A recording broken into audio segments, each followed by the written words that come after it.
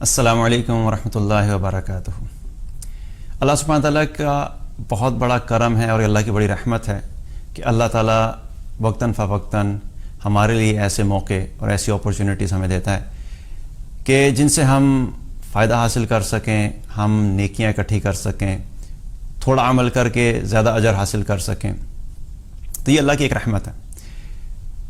اسی سلسلے میں اللہ سبحانہ تعالیٰ نے ہمیں ایک موقع دیا جو ہے ذی الحجہ کے پہلے 10 دنوں کا۔ ذی الحجہ کے پہلے 10 دن کے اندر جو بھی عمل کیا جاتا ہے اس کی بڑی فضیلت ہے، اللہ تعالیٰ کو بہت محبوب ہے۔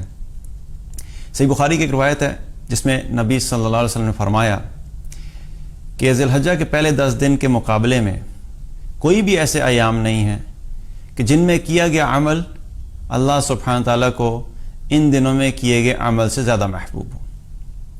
تو جب آپ صلی اللہ علیہ وسلم نے یہ فرمایا تو صحابہ نے عرض کیا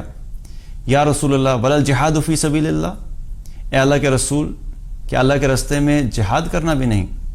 تو آپ صلی اللہ علیہ وسلم نے فرمایا ولا الجہاد فی سبیل اللہ، کہ اللہ کے راستے میں جہاد کرنا بھی نہیں، سوائے اس شخص کے کہ جو اپنا مال اور اپنی جان لے کر نکلا اور کچھ بھی لے کے واپس نہیں آیا، یعنی اس نے اپنی جان اور اپنا مال دونوں ہی اللہ کے راستے میں قربان کر دیں۔ تو یہ 10 دن بہت اہم ہیں۔ ان 10 دنوں میں جو بھی عمل کیا جائے گا اس کا اجر بہت زیادہ ہے عام دنوں کے نسبت، چونکہ عام دنوں میں جو بھی ہم کام کریں گے، جو بھی اعمال کریں گے، ان کا ایک خاص اجر ہے، لیکن وہی عمل جب ان 10 دنوں میں کیا جائے گا تو ان 10 دنوں میں ان اعمال کا اجر اللہ سبحانہ تعالیٰ زیادہ عطا فرماتا ہے۔ تو ان دنوں میں ہمیں کیا کرنا ہے؟ کوشش کرنی ہے کہ کثرت سے اللہ کا ذکر کریں، کیونکہ جو ذکر ان دنوں میں کیا جائے گا اس کا اجر عام دنوں میں کیے گئے ذکر سے زیادہ ہے۔ اور ذکر میں بھی خاص طور پہ اللہ کی بڑائی کا بیان کرنا، تکبیرات کا پڑھنا، اللہ اکبر لا الہ الا اللہ واللہ اکبر وللہ الحمد، یہ تکبیرات ہیں، ان کو کثرت سے پڑھا جائے۔ اور اس کے علاوہ بھی جو بھی اذکار کرنے ہیں ان کی جو عام دنوں میں جتنا ہم ذکر کرتے ہیں ہمیں اس عام دنوں کی نسبت ان دنوں میں ذکر کو زیادہ کرنا ہے۔ اسی طریقے سے نفلی نمازوں کا اہتمام، نوافل پڑھنے کا اہتمام، عام دنوں میں جتنے بھی نوافل پڑھتے ہیں کوشش کریں کہ ان دنوں میں نفل نماز کو بڑھا دیا جائے، کیونکہ نفل نماز پڑھنے کا بھی اجر ان دنوں میں عام دنوں کی نسبت زیادہ ملے گا۔ اسی طریقے سے نفلی روزہ رکھنا، کوشش یہ کی جائے کہ پہلی ذی الحجہ سے لے کے 9ویں تک جو 9 دن بنتے ہیں ان 9 دنوں میں روزہ رکھ لیا جائے۔ اگر 9 دن روزہ رکھنے کی استطاعت نہیں ہے یا 9 دن روزہ رکھنے میں کوئی مشکل ہے تو اپنی خوشی سے جتنے دن روزہ رکھ سکتے ہیں روزہ رکھ لیجئے۔ اور میں خوشی سے اس لیے کہہ رہا ہوں کیونکہ نفلی عبادت کا مقصد یہی ہوتا ہے کہ انسان اپنی خوشی سے اللہ کی رضا کے لیے کوئی عمل کرنا چاہتا ہے جو کہ ایکسٹرا ہے، کیونکہ فرض تو کرنا ہی کرنا ہے،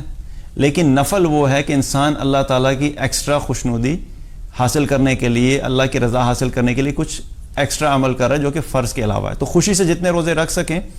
وہ آپ رکھ لیجئے، کیونکہ یہ روزے فرض نہیں ہیں،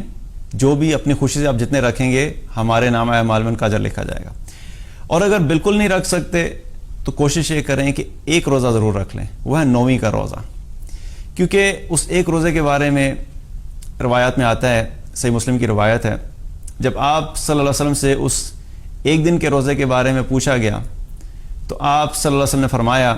یکفر السنۃ الماضیۃ والباقیہ، کہ اللہ تعالیٰ اس ایک دن کے روزے کی وجہ سے پچھلے 1 سال کے اور آئندہ آنے والے 1 سال کے گناہوں کو معاف کر دیتا ہے۔ تو وہ ایک دن کا روزہ ہمارے پچھلے 1 سال کے گناہ اور آئندہ آنے والے 1 سال کے گناہوں کا کفارہ بن جاتا ہے۔ تو اس سے مراد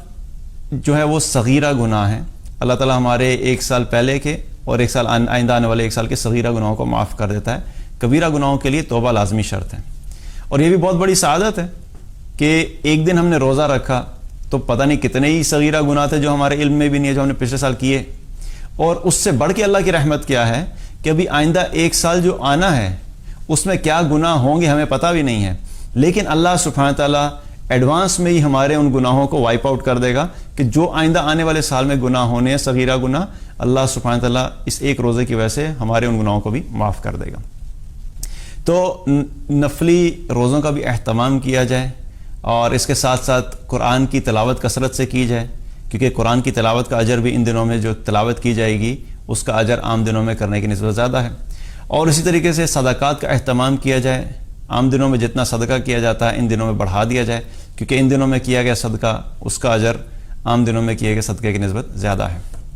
تو جتنی ہماری استطاعت ہے، جتنی زیادہ ہم اپنی کوشش کریں گے، جتنی مشقت سے ہم جو زیادہ اعمال کریں گے وہ ہمارے نامہ اعمال میں اللہ سبحانہ تعالیٰ بڑھا چڑھا کے لکھ دے گا۔